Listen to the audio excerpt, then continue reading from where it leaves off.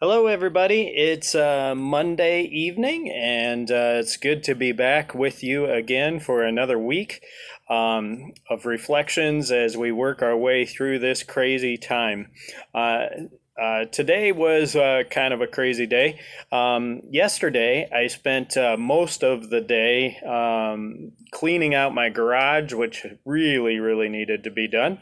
That is all accomplished, and then I managed to get my lawn mowed. At least I got the back half, which I had to forego mowing the last two times because it was just too wet.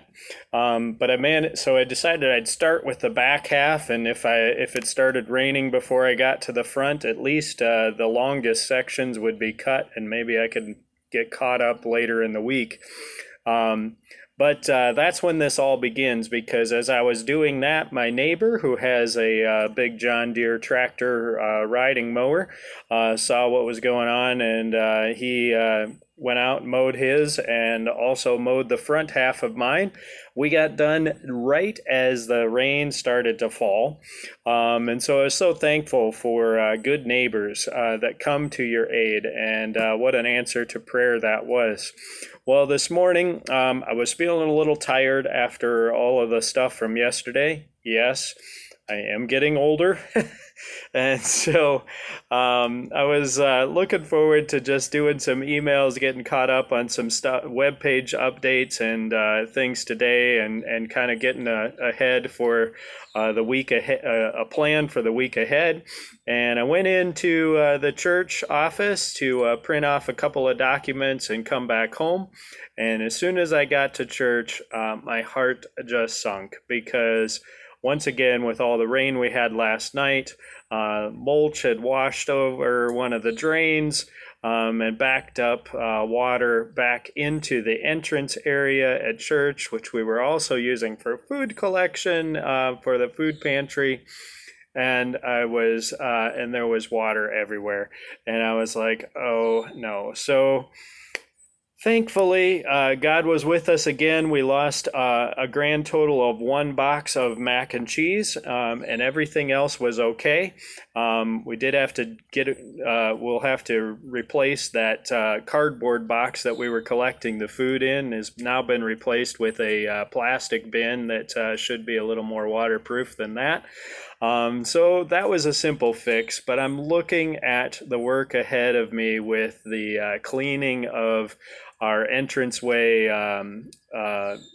foot traffic rugs that are there that are all really heavy duty, rubber backed, and so forth. And they were drenched and they were soaked. And so I was using the wet dry vac and I was doing some things and I got the mop out and working through this and trying to get a game plan for what to do. And finally ended up getting to a point where I thought, where one of our members came in to enter some financial data in the computer, and he said, "Well, it looks like if you just had a pressure washer, you could probably wash out those rugs, and then we could put them out to dry, and they'd be in good shape a little later in the week." And so I thought, all right, that's a good plan. And then I remembered one of our other members that talked about having a pressure washer, called him up, and by 12:30, 1 o'clock today, he was working with me. And between the two of us, it only took a couple of hours.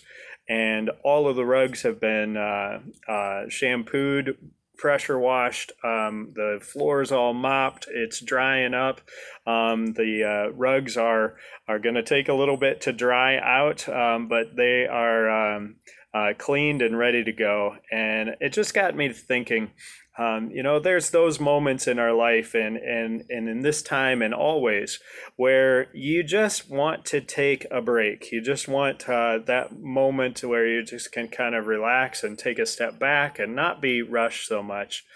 And sometimes when you're in that place, the next thing you know, you've got another thing going.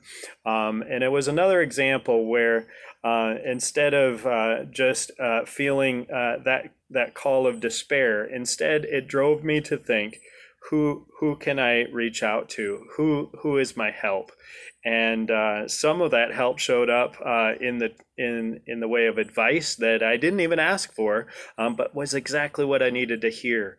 And so I praise God for the ability to listen to those who speak into our lives, and then to reach out to those who are willing to help. And I'm so thankful for Ken, for Mike, for so many others in our Advent family. We are in this together, even in this time of separation.